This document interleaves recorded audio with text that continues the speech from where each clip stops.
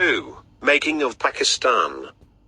Today the topic of our lesson is Mr. Jinnah's role in creation of Pakistan.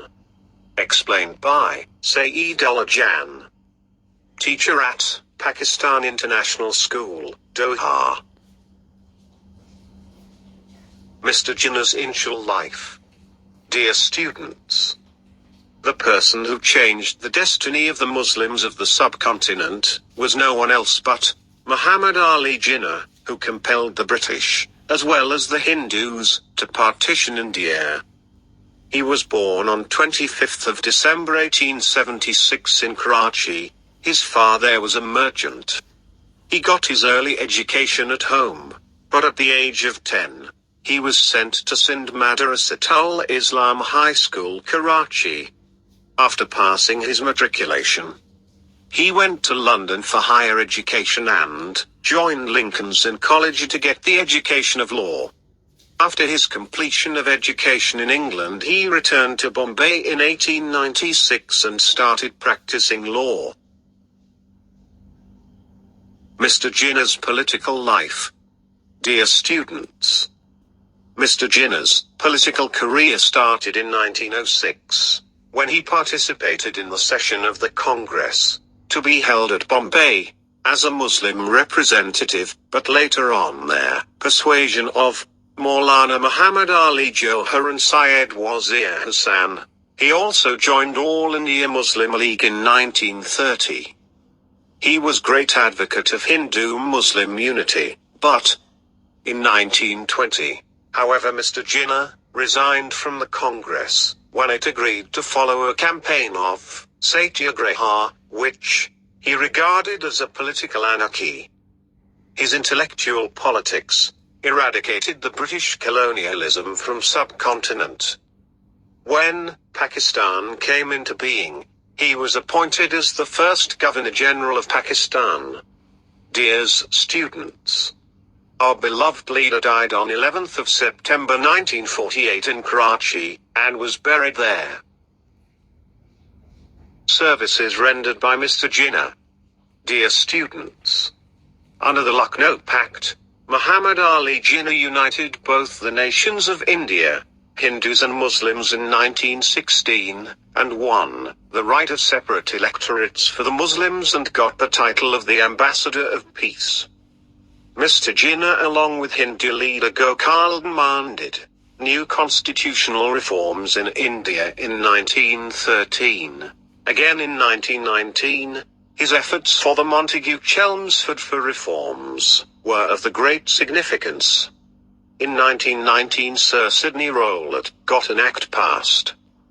This law was passed by the Imperial Legislative Council, the legislature of British India.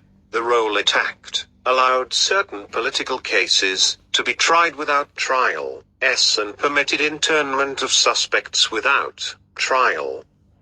It was a black law.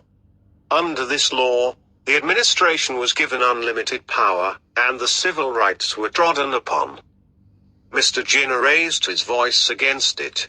In this connection he wrote a letter to the Viceroy Lord Chelmsford and said, "In my opinion, the government that passes or sanctions such a law, in times of peace, forfeits its claim to be called a civilized government."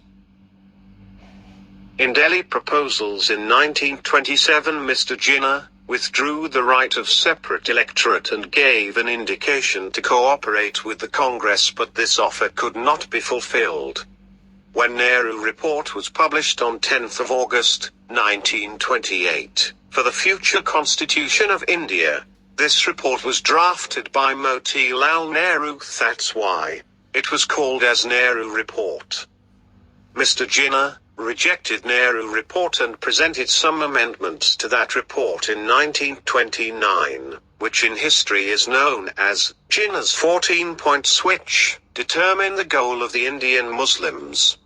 When the British government convened the Round Table Conference from 1930 to 1931, inviting Indian political personalities to discuss constitutional reforms in India, Mr. Jinnah truly represented the Indian Muslims, and maintained the national identity of Muslims. Besides all this, Mr. Jinnah played an important role for Muslim League during 1935 and 1936 and guided it, how to play its role in the freedom movement. In October 1937, Mr. Jinnah was unanimously accepted as a leader in the Muslim League session at Lucknow. After becoming the leader of the Muslims, he toured the length and breadth of the subcontinent on emergency basis and contacted everyone. The 27th annual session of the Muslim League was held at Minto Park, Lahore. This session was presided over by Muhammad Ali Jinnah. During his presidential address, he explained the two-nation theory, which later became the basis of creation of Pakistan, and he also explained that why it was necessary for the Indian Muslims to have a separate state. The period from 1940 to 1945 was very hectic for Mr. Jinnah. On one side, he made many efforts for the reconciliation between the government and political parties, and on the other side between the Muslim League and the Congress, among them Cripps Mission. Jinnah Gandhi talks and similar conference are worth mentioning, in which Mr. Jinnah played his due role very well.